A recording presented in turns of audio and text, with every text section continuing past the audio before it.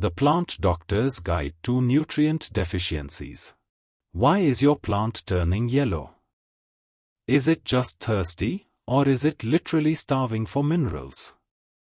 Today, we are playing plant detective.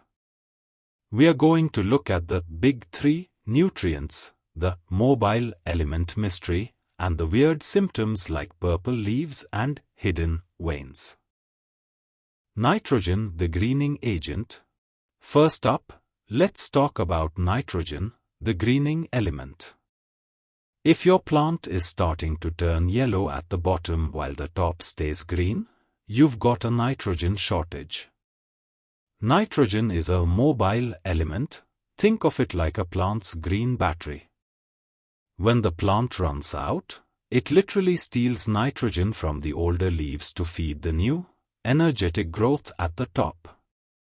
Check those older leaves. If they're pale, curling, and dying, it's time for a nitrogen boost to get that leaf growth back on track.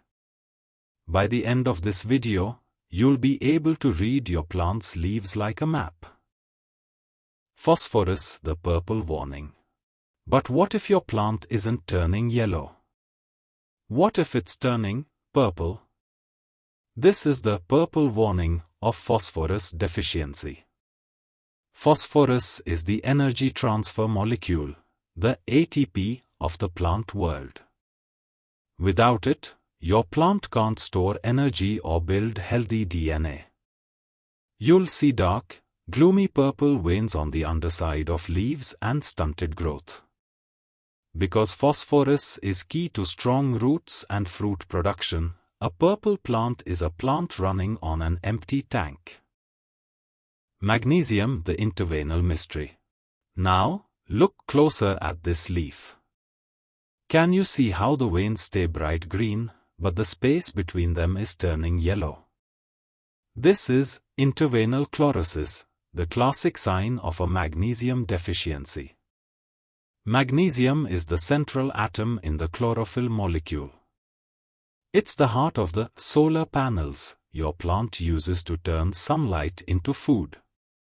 Since magnesium is mobile, you'll see this skeleton look on the older leaves first as the plant moves its resources to the babies at the top.